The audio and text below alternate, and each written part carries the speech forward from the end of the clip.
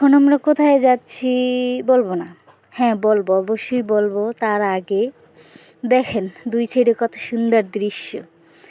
তাই যেহেতু কক্সবাজার আইছি ওয়াটার ওয়ার্ল্ড পার্কে যাবো না এটা কি হয়? তাই মোরা মনে করেন যে একেবারে সুন্দর মতো রেডিমেডি হইয়ে এবার চলে যাইতেছি দুই সাইডে সুন্দর সুন্দর দৃশ্য দেখতে দেখতে। মোরা অবশ্য সিএনজি ভাড়া নিছি সারাদিনের লইগ্যা, মনে করেন যে 2000 টাকার। এই জায়গাটাই কিন্তু চেকপোস্ট বয়, হ্যাঁ কিন্তু যারা যারা এইখানে আইছেন হেরাই জানেন। মোকে গাড়ি মনে করেন যে যাওয়ার কালে চেক করছে, ঢোকার কালে চেক করে নাই। তো এই তো গাড়ির মধ্যে বইয়ে রইছি, অবশেষে কিন্তু আইয়ে পড়ছি। কোন জায়গায় আইছি? ওয়াটার পার্কের সামনে আইয়ে পড়ছি। টিকিটটা কাটতে হেয়ে আবার ভিতরে ঢুকে গেলাম। প্যান্ডাটাই সুন্দর করে মনে করেন ওয়েলকাম জানাইছে আমাকে। আর এই যে দেখেন আমার অনেক ড্রিম, এই জায়গা দিয়ে স্লাইড করব। অবশেষে আজকে আমার সেই ড্রিম পূরণ হবে। তো যেই পোশাক পরে রয়েছে ওগুলো দিয়ে তো আর এই জায়গায় করা যাইবে না। অবশেষে মনে করেন যে পোশাক চেঞ্জ করার লেগে চলে গেছি। প্রথম তো আগে গেছি মনে করেন যে 5D ওয়ার্ল্ডে, এরপরে হইছে মনে করেন ভূতের বাড়িতে, বুঝছেন? তাই এইগুলো সবই আপনাগুলোকে শেয়ার করবো। আর এই জায়গাতে যখন রাইডগুলো দিয়েছিলাম তখন ভিডিও করতে পারি নাই।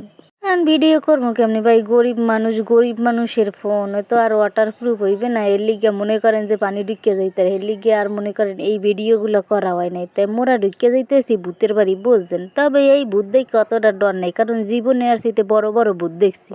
ওই ভূতগুলো মনে করেন যে এগুলোর চাইতেও ভয়ঙ্কর। ওগুলো মনে করেন আপনি সামনে এইবে একালে ভদ্রবেশে, আর যখন মনে করেন যাইবে সুন্দর মতো একেবারে ভয় দেখাই দিয়ে চলে যাইবে। এই ভূতের জায়গায় এই ভূত কিছুই না। তাও দেখলাম ঘুরে ঘুরে ভালোই, তাও মজা টজা নিলাম অনেকই। মানে হয়তো এখানে পিচ্ছিরা বেশি আনন্দ পাইবে, দেখা গেছে যে একটু ভূতের ভয় পাইবে, কারণ ওরা তো কাল্পনিক জগৎটা বেশি বুঝে। যারা যেটা বলে যে ভূত বলতে অনেক কিছু আছে, এইটা ওরা ভয় পাইবে। কিন্তু আমরা তো জানি যে শালা ভূত বলতে কিছুই নেই, সব হইছে যাই মানুষের মন মস্তিষ্কের একটা খেলা। যাই হোক, তারপরও কিন্তু মাঝে মাঝে অনেক কিছু দেখে ঠাস ঠুস করে ভয় পাইয়ে যাওয়া যায়, বুঝছেন? অনেকেই ভয় পায়, আমি অবশ্য ভয় পাই। হঠাৎ হঠাৎ এক একটা জিনিস দেখলে ভয় লাগে যে হুট করে যদি কিছু আইয়ে ধইরা ভয়, বাপরে শেষ পড়ানো হানি যাইব। আর এই জায়গায় সে এক ভূত আমাকে ভালো মতো ড্যান্স দেখাইতেছিল, লগে মোর এক ভাইও ড্যান্স দিতেছিল। তাই এই যে আমরা চলে যাইতেছি, এইখানে হয়েছে যে আর একজন সুন্দর মতো সাদা করে পুন্দা খাড়াই রইছে। আসলে ভালোই লাগলো ব্যাপারটা, বুঝছেন?